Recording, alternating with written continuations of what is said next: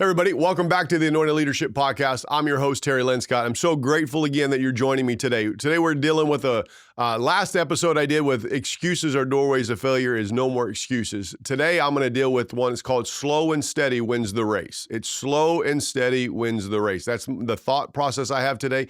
And so many people jump out the gate so fast and then they have no stamina to make it at the very end and they just quit early.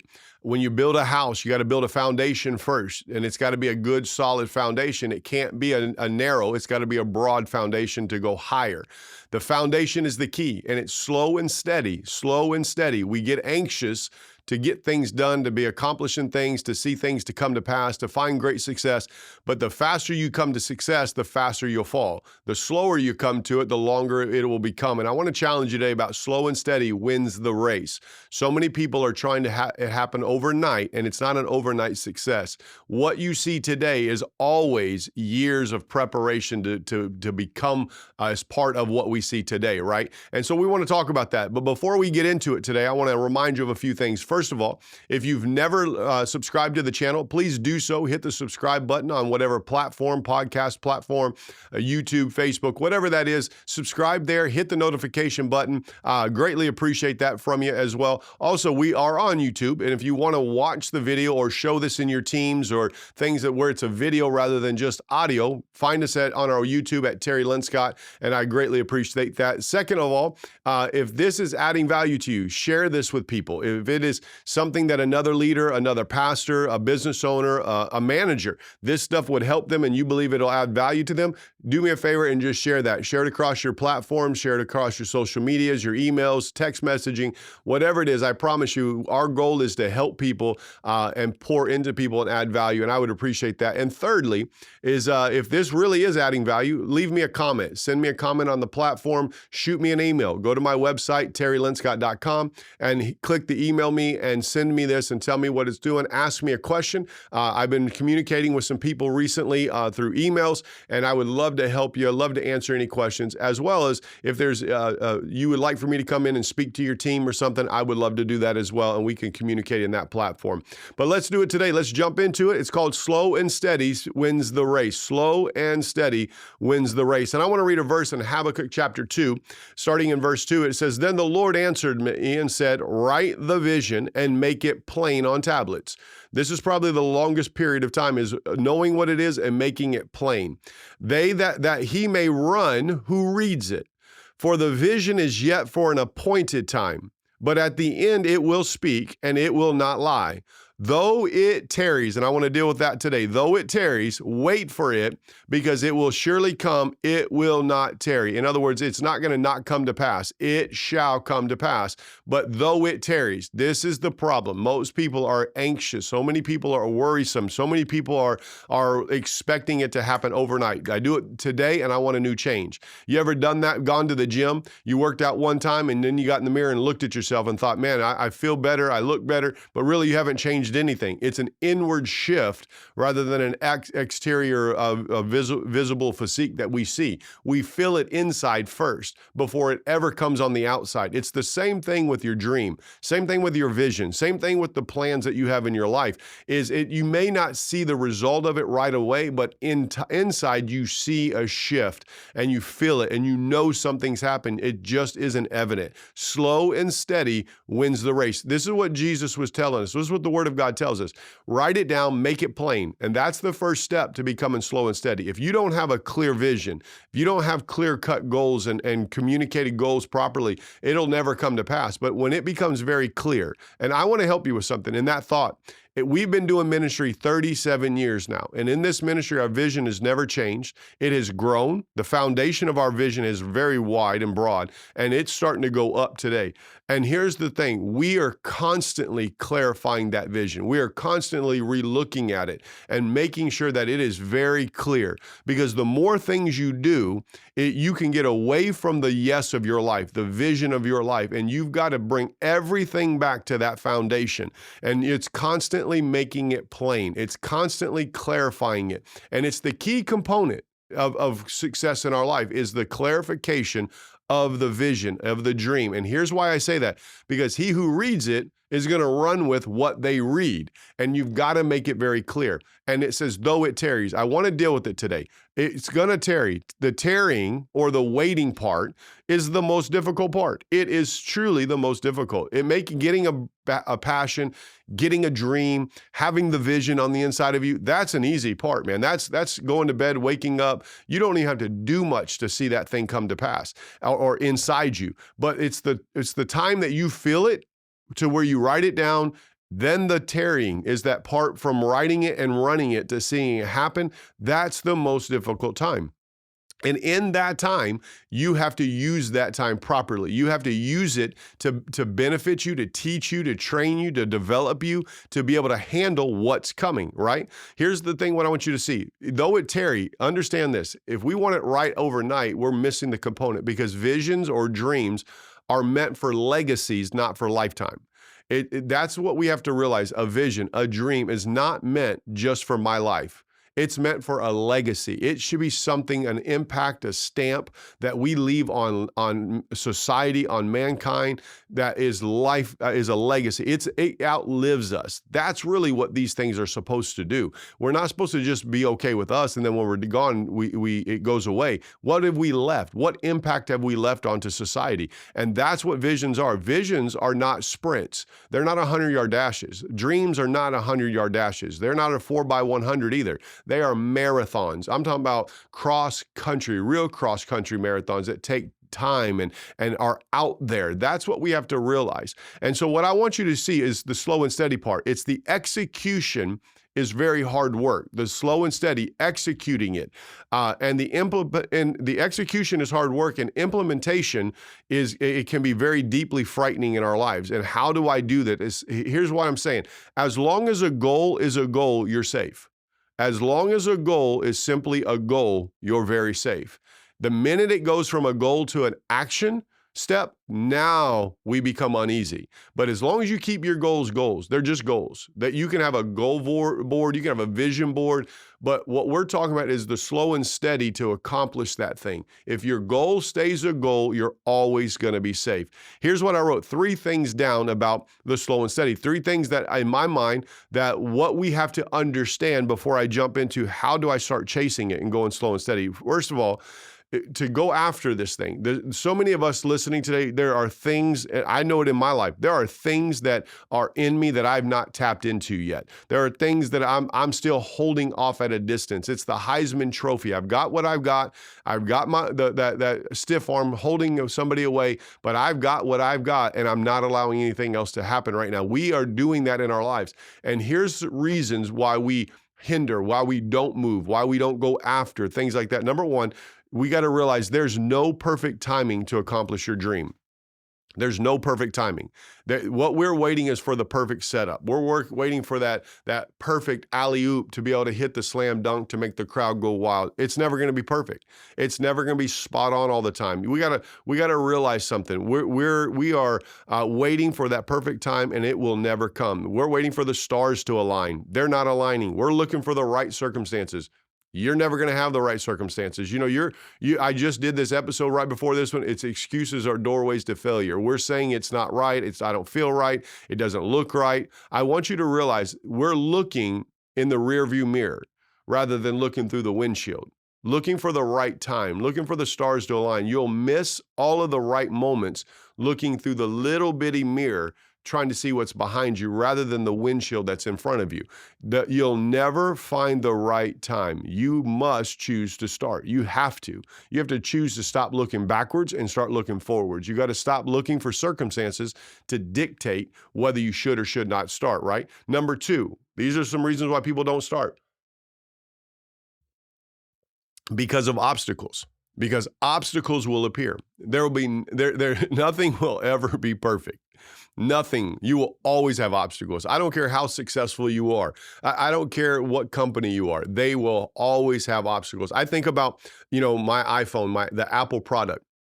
You know why they update the phones all the time? They send out updates because there's an obstacle, a problem to the software. There's a problem to the device. The reason why they're upgrading is it is a money issue, but there's constant software updates because they're finding problems. Those problems don't mean we just take the phone and cancel it. It means we find a solution to do that. You're always going to have obstacles, but this is why we don't, because the obstacles will appear.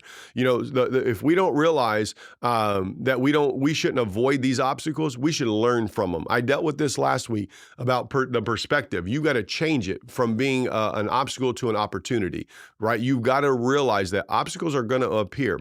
Here's what I wrote. I thought about this. I started studying some things, and Netflix I was researching some different companies and different things, and I found this about Netflix. In 2000s, they were doing the same thing Blockbusters was. Netflix was a rental DVD or VHS. You go into a store, you rent it. Then they put in some red boxes and did some other things like that. Well, Blockbusters did in the early 2000s never shifted. They wanted to be a standalone brick and mortar store, and today we don't see Blockbuster.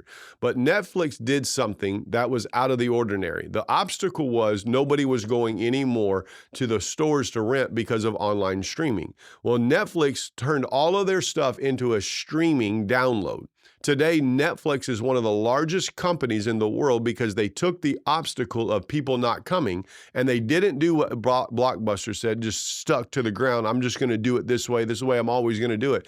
They looked at the perspective and said it's an opportunity to change. And today, they are so much better today. Financially, they're one of the largest companies in the world. Why? Because they took an obstacle and created an opportunity through it, and now has been completely successful. And most of us are watching Netflix today. We utilize that platform, but early 2000s, they had a decision to make.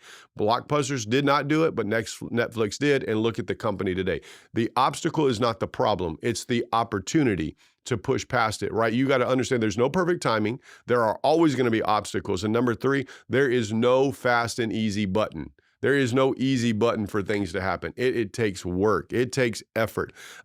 Here's what you have to realize. Speed sabotages the dream. It gets going so fast that you don't know how to keep up with it. Things just start happening out of your control. You don't know where it's going, and then it's off course. It's like taking a plane, and you take that plane and you set it in its heading at whatever the degree is, and if it gets off 1 degree or even 1/10 of a degree, 1/2 of a degree, just enough that the wheel doesn't set properly. By the time it gets to its final destination, it's miles, hundreds of miles off of that 1 little degree. Speed will sabotage it. So if you don't know how to keep up with it, you don't know how to learn, you don't put in parameters, you're wanting it to happen overnight.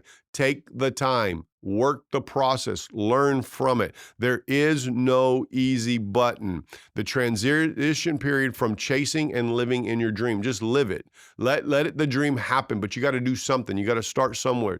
Build the wide foundation. I said that our ministry is 37 years. Our base is very, very wide, and our building is now moving up. Our vision is going up, and people are beginning to identify it. But for many years, we felt like nobody knew us and knew of us. But today, 37 years later, people in our own community that never knew that we existed now actually know we existed. And it's because the vision now is coming up out of the ground. It's coming up and people are beginning to see it, but it was the wide foundation. Speed sabotages. There's no fast and easy button. It is time. It is work. Though it tarry, wait for it, the Bible says. I read this by Harriet Tubman, and it says this: every great dream begins with a dreamer.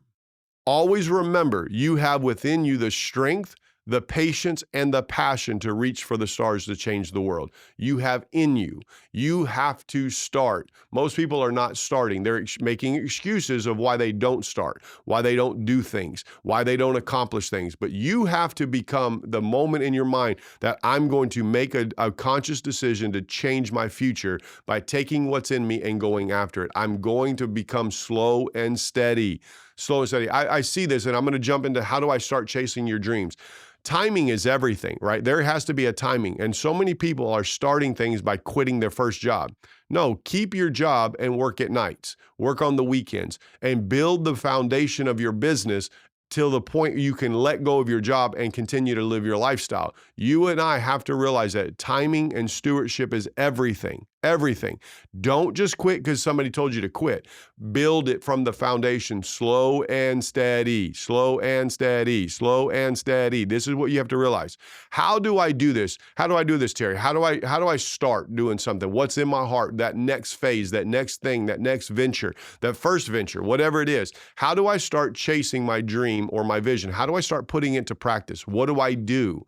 And it's called, know this, slow and steady. Don't be ready to run out the gate so fast because you'll wear out. Slow and steady, slow and steady. Here's how you do it. Number one, remember I said this, if their goals are staying goals, you will be completely safe.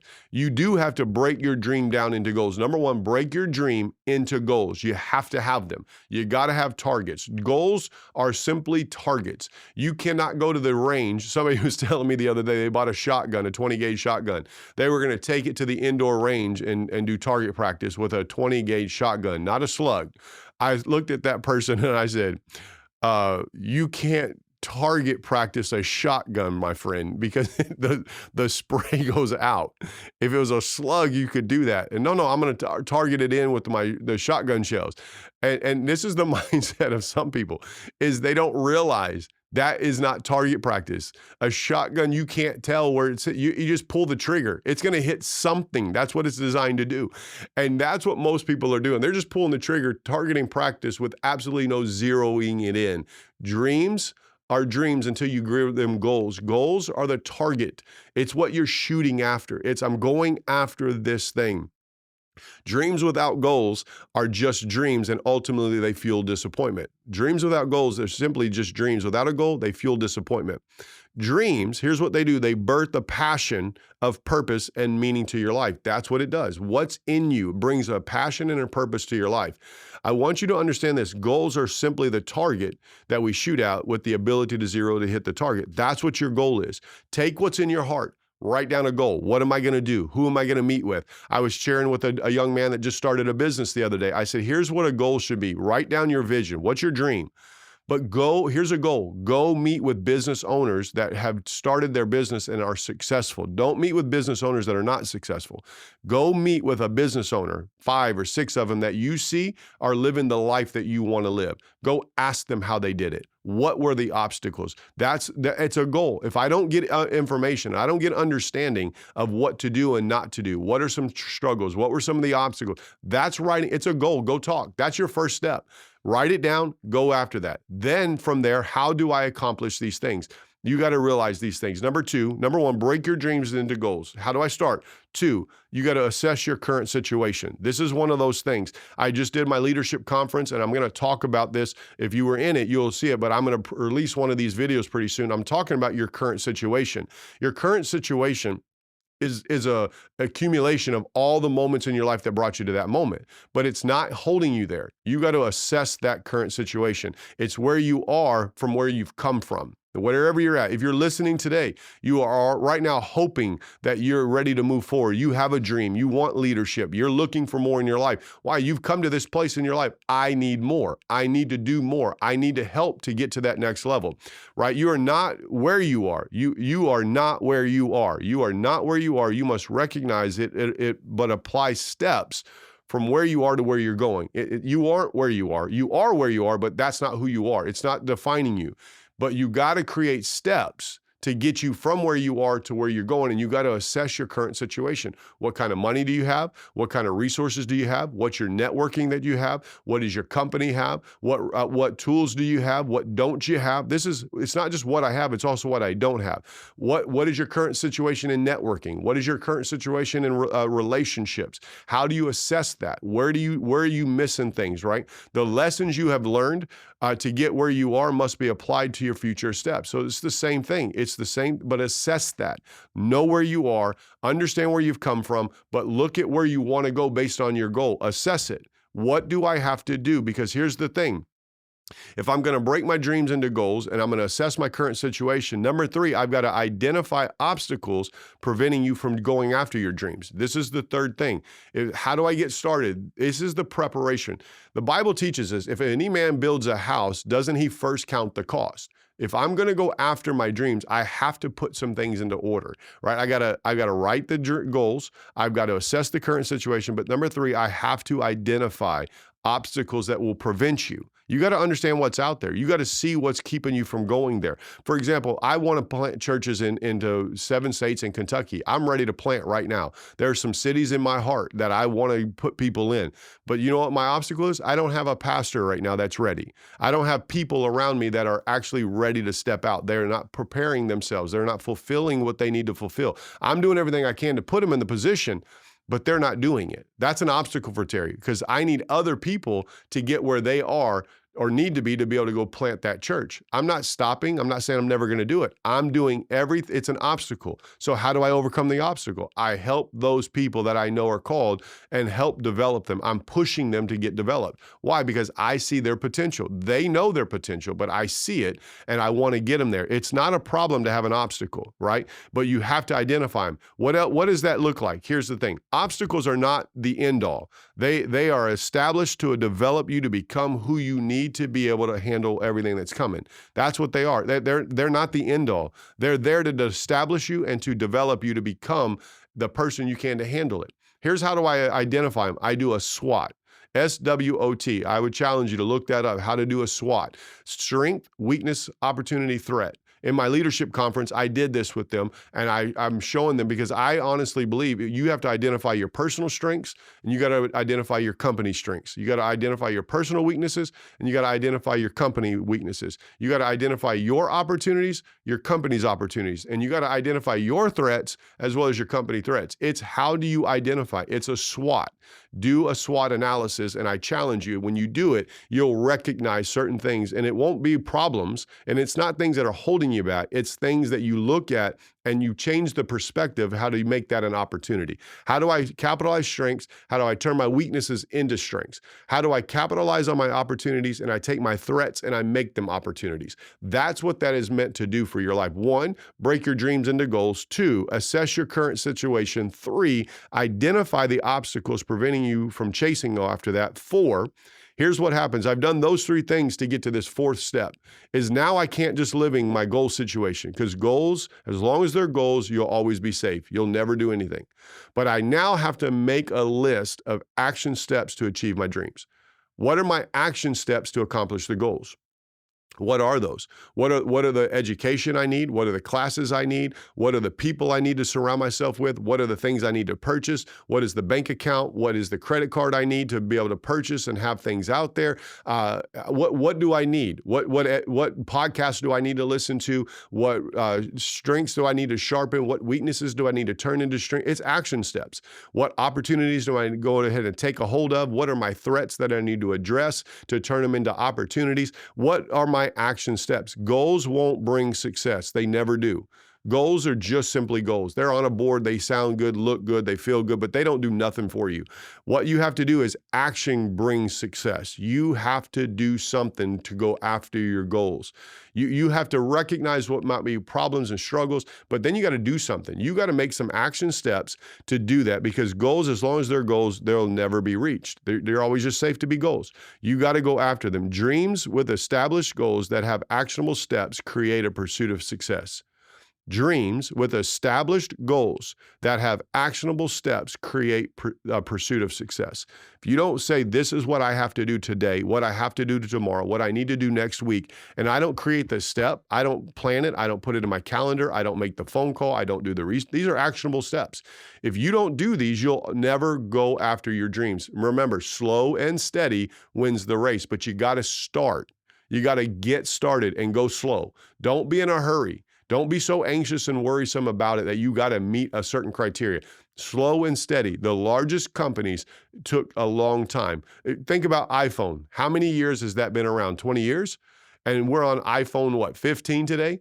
And it's still progressing. That technology still gets better and better and better. Why? Because the foundation is still the same, but they've constantly grew it. It's slow and steady. to get where they are today. Think about it. Just think about what all is happening just in that one thought process. Your company, your life, your dream can be the same thing if you just build slow and steady and you actually do something. 5.